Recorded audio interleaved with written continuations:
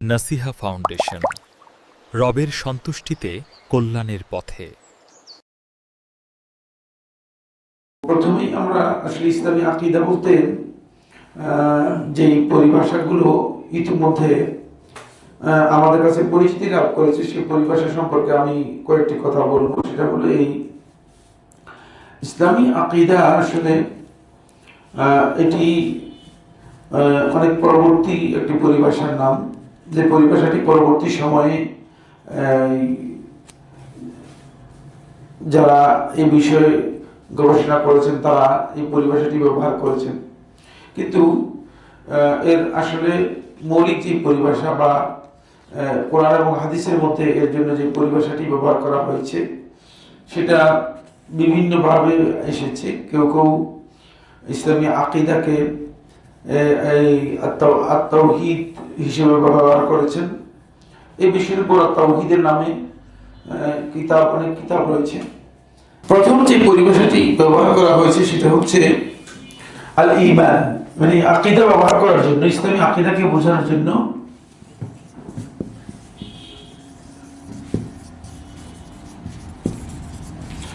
প্রথম যে পরিভাষাটি ব্যবহার করা হয়েছে সেটা আল ঈমান।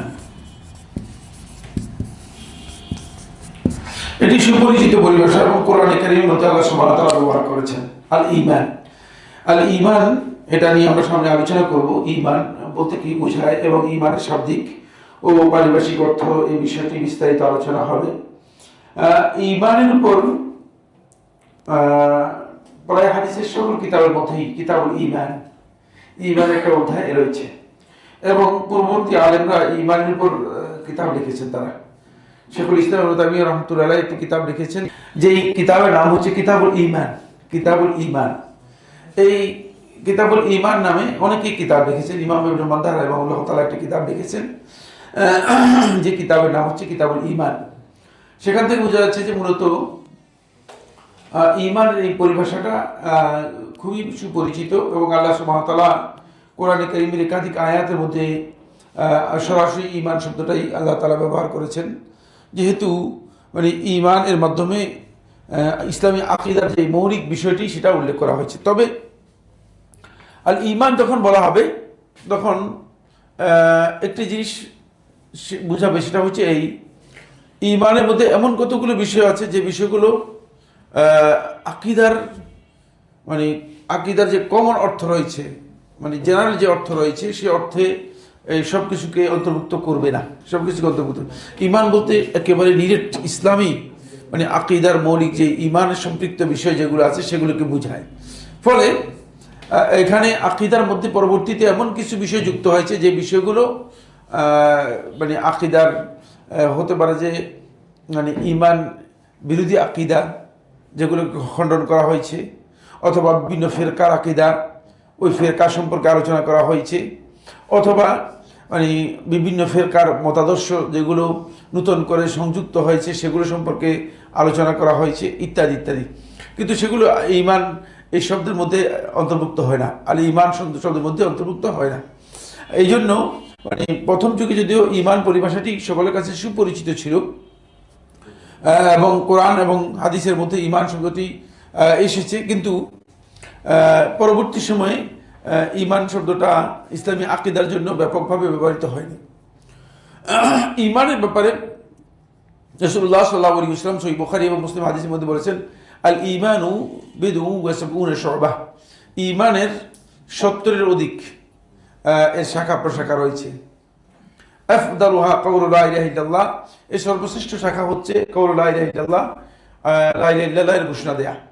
এখান থেকে বোঝা যাচ্ছে যে ঈমানের সর্বোচ্চ গ্রেড হচ্ছে যেটা, সেটা হলো লা ইলাহা ইল্লাল্লাহ, এর ঘোষণা দেয়া। শাহাদাতু আল্লা ইলাহা ইল্লাল্লাহ, এই সাক্ষ্য দেয়া যে আল্লাহ তাআলা ছাড়া সত্যিকার বা সত্য কোনো মাবুদ নেই।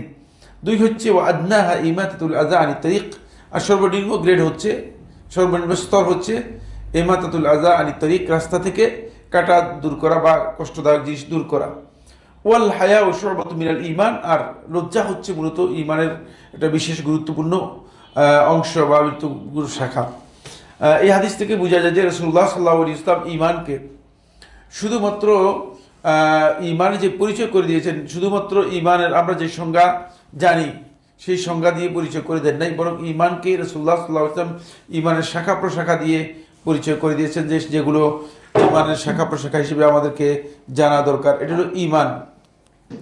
2 নম্বর যেই পরিভাষাটি ব্যবহার করা হয়েছে ইসলামী আকীদা বোঝানোর জন্য, সেটা হচ্ছে আত-তাওহীদ। এটাও খুবই পরিচিত একটা পরিভাষা, আত-তাওহীদ। অনেকে মনে করে থাকে যে তাওহীদ শব্দটা কোরআন এবং হাদিসের মধ্যে আসেনি। তাদের এই বক্তব্য গলত। কোরআনের মধ্যেও আল্লাহ তাআলা তাওহীদের মূল শব্দ ব্যবহার করেছেন, রাসূলুল্লাহ সাল্লাল্লাহু আলাইহি ওয়াসাল্লাম হাদিসের মধ্যে তাওহীদ শব্দটি ব্যবহার করেছেন। সুতরাং যারা বলেন যে না, কোরআন হাদিসের মধ্যে তাওহীদ নেই বা তাওহীদের কথা উল্লেখ করা হয়নি, তাদের বক্তব্য শুদ্ধ নয়। আত-তাওহীদ, আত-তাওহীদ বলতে বোঝানো হয় থাকে আল ঈমান বলতে যে জিনিসটাকে বোঝানো হয় থাকে, আর তাওহীদ বলতে প্রায় সেটাকেই বোঝানো হয় থাকে। তবে তাওহীদের মধ্যে একটি বিষয় ইঙ্গিত রয়েছে, সেটা হচ্ছে এই, মানে তাওহীদ শিরকের বিপরীত শব্দ হচ্ছে তাওহীদ। সুতরাং তাওহীদ বলতে এখানে ইঙ্গিত দেওয়া হচ্ছে সেটা হলো যে অবশ্যই শিরক মুক্ত হতে হবে। যদি শিরক মুক্ত না হয় তাহলে সেটাকে তাওহীদ বলা হবে না, তাওহীদ বলা হবে না। অনেক সময় একজন ব্যক্তি ঈমান আনতে পারে, কিন্তু ঈমান আনার পরেও সে শিরকে লিপ্ত হতে পারে, মুশরিক হতে পারে। তার কাজের দিক থেকে সে কি হতে পারে, শিরকে লিপ্ত হতে পারে। কিন্তু ঈমান এনেছেন, কিন্তু তিনি কি শিরকের মধ্যে লিপ্ত আছেন, ঈমান এনেছেন, শিরকের মধ্যে লিপ্ত আছেন। কিন্তু তাওহীদ বললে সেই ব্যক্তি যদি তাওহীদের অনুসারী হয়ে থাকে, তাহলে কোন অবস্থাতে সে শিরকে লিপ্ত হতে পারবে না। এই জন্য আর তাওহীদ এই পরিভাষাটা ইসলামী আকীদা বোঝানোর জন্য ব্যবহার করা হয়েছে। আর তাওহীদের উপর অনেকগুলো কিতাব লিখেছেন। ইমাম বুখারী রাহিমাহুল্লাহ তাআলা তার কিতাবের মধ্যে একটা অধ্যায় দিয়েছেন, একটা বড় ধরনের অধ্যায় দিয়েছেন, যেটার নাম হচ্ছে কিতাবুত তাওহীদ। তাওহীদের উপর আলোচনা করেছেন, যেটা ইমাম বুখারী রাহমাতুল্লাহ বিশেষত্ব তিনি কিতাবুল ঈমান প্রথমে শুরুতে আলোচনা করেছেন, আর কিতাবুত তাওহীদ একেবারে সহিহ বুখারী শেষের দিকে আলোচনা করেছেন। এখান থেকে বোঝা যায় যে ঈমান এবং তাওহীদের মধ্যে ইমাম বুখারী রাহিমাহুল্লাহ তাআলা মৌলিক দিক থেকে কিছু পার্থক্য করেছেন। সেই পার্থক্য হচ্ছে ঈমানের কতগুলো বিষয় আছে, যে বিষয়গুলো মূলত তাওহীদের মধ্যে আলোচ্য বিষয় হিসেবে আসে নাই।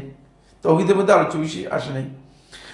মধ্যে এমন মৌলিক বিষয়গুলো এসেছে যে বিষয়গুলো আল্লাহ তাআলার জাত, সিফাত এবং আল্লাহ রাব্বুল আলামিনের বড়ত্ব এবং শ্রেষ্ঠত্বের সাথে জড়িত। ফলে ওই কথাগুলো কিতাবুত তাওহীদের মধ্যে ইমাম বুখারী রাহিমাহুল্লাহ তাআলা উল্লেখ করেছেন। এছাড়াও কিতাবুত তাওহীদ এই নামে অনেকগুলো কিতাব পরবর্তী সময় লেখা হয়েছে। ইমাম ইবনে খুযাইমা রাহিমাহুল্লাহ তাআলা একটা কিতাব লিখেছেন কিতাবুত তাওহীদ। ইবনে খুযাইমা রাহমাতুল্লাহ আলাইহি একটি কিতাব লিখেছেন কিতাবুত তাওহীদ, যে কিতাবটি খুবই সুপরিচিত একটি কিতাব।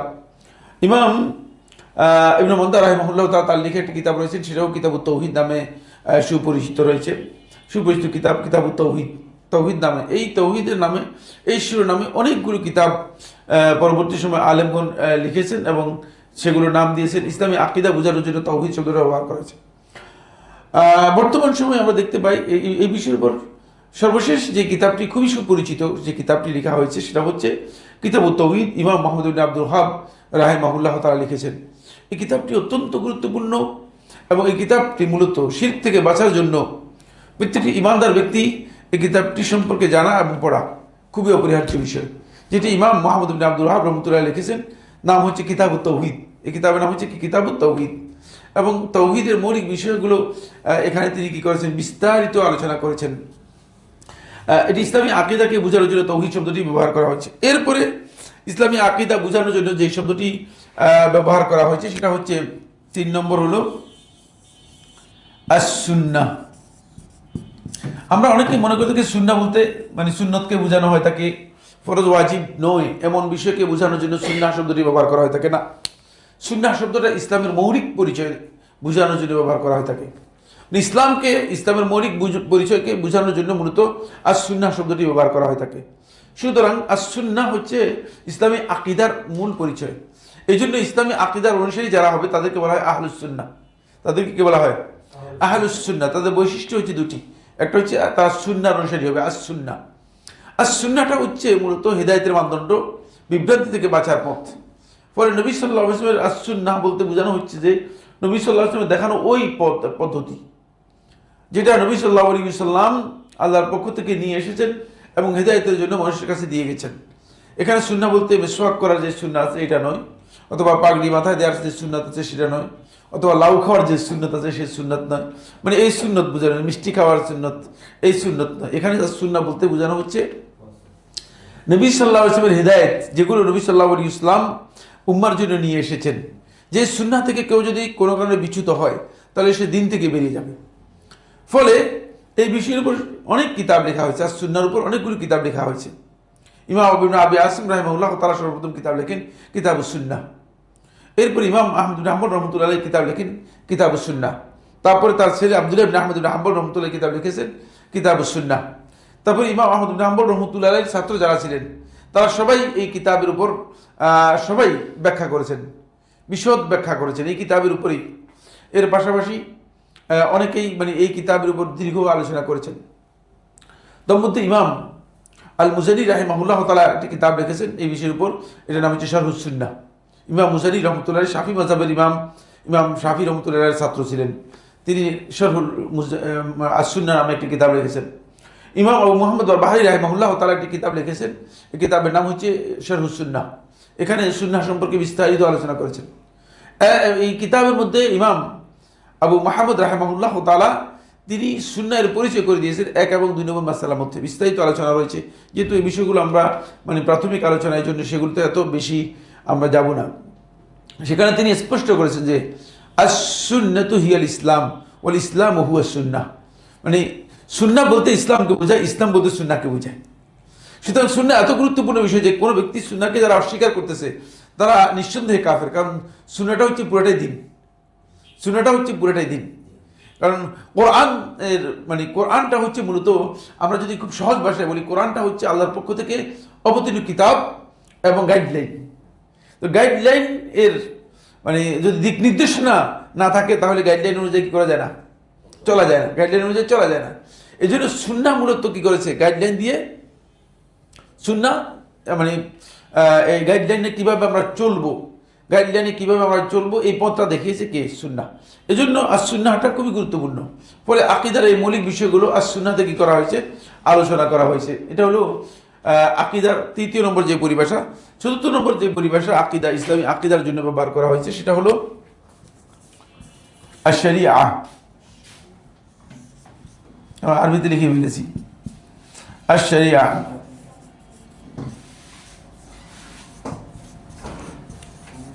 অনেকে মনে করে থাকেন যে শরিয়াটা হচ্ছে মানে আমাদের দেশে একটা পরিভাষা আছে, আলেমদের অনেকে বলে থাকেন যে শরিয়া হচ্ছে মানে ফিকহের মাসলা মাসাইলকে বোঝায় শরিয়া, মানে ফিকহি মাসলা মাসাইল বোঝানোর জন্য শরিয়া শব্দ ব্যবহার করে না। শরিয়া হচ্ছে মূলত ইসলামে আকিদার মৌলিক বিষয়কে বোঝানোর জন্য আর শরিয়া শব্দটা ব্যবহার করেছে। শরিয়া শব্দ এবং শরিয়ার পরিচয় আল্লাহ তাআলা কোরআনে কারীমের মধ্যে করে দিয়েছেন। সূরা আল জাসিয়া 19 নম্বর আয়াতের মধ্যে আল্লাহ তাআলা বলেন ثم جعلناك على شريعة من الأمر فاتبعها ثم جعلناك على شريعة من الأمر فاتبعها ولا تتبع أهواء الذين لا يعلمون। অতঃপর আপনাকে আমি একটি সুস্পষ্ট রাস্তার উপর, শরীয়ত বলতে সুস্পষ্ট রাস্তা, শরীয়ত বলা হয় থাকে এমন রাস্তা মানে যে রাস্তার মধ্যে কোনো প্রচ্ছন্নতা অথবা কোনো ধরনের বক্রতা নেই, এটাকে বলা হয় থাকে কি, শরিয়া।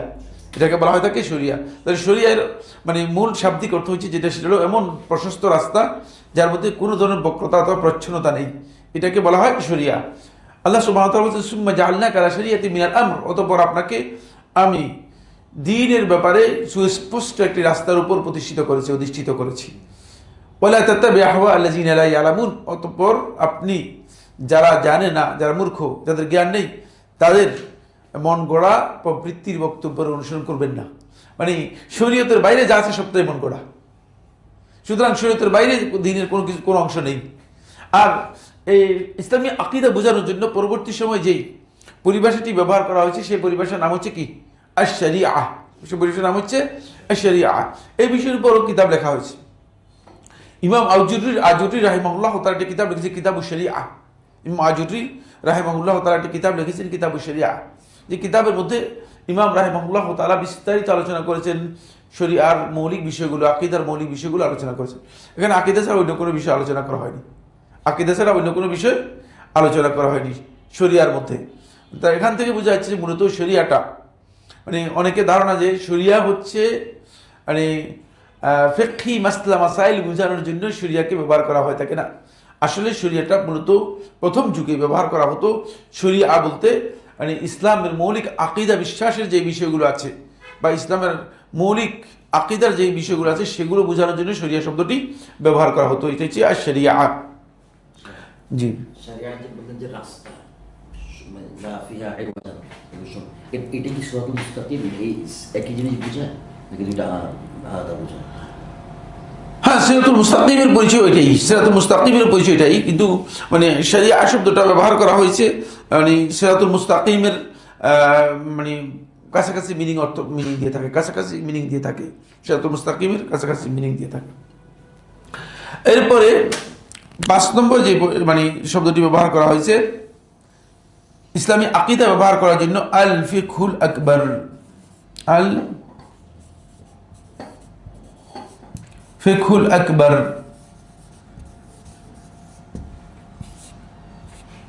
আল ফিকহুল আকবর এখান থেকে বোঝা যাচ্ছে যে ফিকহ দুই প্রকার। একটা হচ্ছে আল ফিকহুল আসগর ছোট ফিকহ, আর একটা হচ্ছে আল ফিকহুল আকবর বড় ফিকহ। আল ফিকহুল আকবর হচ্ছে ওই ফিকহ যে ফিকহের মধ্যে মানে মৌলিক বিষয়গুলো আলোচনা করা হয়েছে।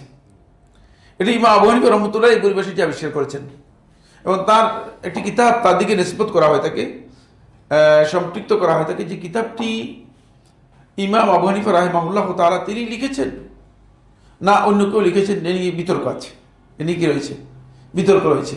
কেউ কেউ বলেছেন যে তিনি লিখেছেন, কেউ কেউ বলেছেন তার বক্তব্য থেকে তার কোনো ছাত্র কি করেছেন, লিখেছেন।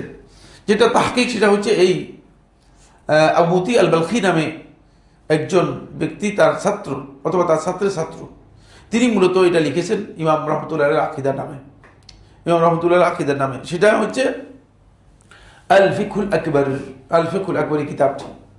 এই কিতাবের মধ্যে ইমাম আবু হানিফা রহমতুল্লাহ আলাইহির যে আকিদা রয়েছে সে আকিদা বিস্তারিত আলোচনা করা হয়েছে। এটা পুরোটাই আকিদার বিষয় এবং এর পরিভাষা মূলত পরিভাষায় দেওয়া হয়েছে আল ফিকহুল আকবর। তাহলে ইমাম রহমতুল্লাহ আলাইহি ফিকহ বলতে মানে তিনি ফিকহুল আকবর বলতে আকিদাকে বুঝেছেন, আর ফিকহুল আসগর বলতে এই যে ফিকহি যে মাসলা মাসাইল আছে সেগুলোকে বুঝিয়েছেন। কারণ এগুলো ছোট ফিকহ, এগুলো সম্পর্কে অনেকের না জানলেও কোনো সমস্যা নেই, কিন্তু এটা সম্পর্কে যদি না জানা হয় তাহলে তিনি কি ক্ষতিগ্রস্ত হবেন। তিনি ইসলামী আকিদাকে বোঝানোর জন্য যে শব্দটি বা যে পরিভাষাটি ব্যবহার করেছেন এটা হচ্ছে আল ফিকহুল আকবর, এটা হচ্ছে আল ফিকহুল আকবর। তাই ইসলামী আকিদার জন্য মানে তার ব্যবহৃত যে পরিভাষা সেই পরিভাষাটা ইসলামে অত্যন্ত গুরুত্বপূর্ণ পরিভাষা হিসেবে বিবেচিত হয়েছে পরবর্তী যুগের আলেমরা, এবং এই কিতাবটা পরবর্তী সময়ে বহুল মানে আলেমদের কাছে গ্রহণযোগ্যতা লাভ করেছে, অনেকেই এর ব্যাখ্যা করেছেন। এর সবচেয়ে বড় ব্যাখ্যা হানাফি মযহাবের পক্ষে যিনি ব্যাখ্যা করেছেন তিনি হচ্ছেন মোল্লা আলী ইবনে সুলতান আল কারি রাহিমাহুল্লাহ তাআলা। তিনি এর একটা ব্যাখ্যা করেছেন মানে শরহুল ফিকহুল আকবর। এছাড়া পরবর্তী সময়ে শরহুল ফিকহুল আকবর এই নামে আরও অনেকেই কী করেছেন, ব্যাখ্যা করেছেন, অনেকেই ব্যাখ্যা করেছেন। ইমাম ইবনে আবিল আইজ রাহিমাহুল্লাহ তাআলা এর একটা ব্যাখ্যা করেছেন, শরহুল ফিকহুল আকবর নামে উনি এই একটা ব্যাখ্যা করেছেন, এই কিতাবেই ব্যাখ্যা করেছেন। এখান থেকে বোঝা যায় যে ইসলামী আকিদার জন্য তা মানে কিতাবুল ইমান তাওহীদ আস-সুন্নাহ আশ-শরিয়া এবং তারপরে আল ফিকহুল আকবর মানে এই যে মৌলিক যে পরিভাষাগুলো ইসলামী আকিদাকে বোঝানোর জন্য ব্যবহার করা হয়েছে এবং এর সাথে মানে আকিদা শব্দটাও ব্যবহার করা হয়েছে, আকিদা শব্দটাও এর সাথে কি করা হয়েছে, ব্যবহার করা হয়েছে। এই পরিভাষাগুলো মূলত ইসলামী আকিদাকে বোঝানোর জন্য প্রথম যুগ থেকে আরম্ভ করে মানে বর্তমান যুগ পর্যন্ত এটি ইসলামী আকিদার জন্য এই পরিভাষাটি ব্যবহার করা হয় আসতেছে, এই পরিভাষাটি ব্যবহার করা হচ্ছে। নাসিহা ফাউন্ডেশন, রবের সন্তুষ্টিতে কল্যাণের পথে।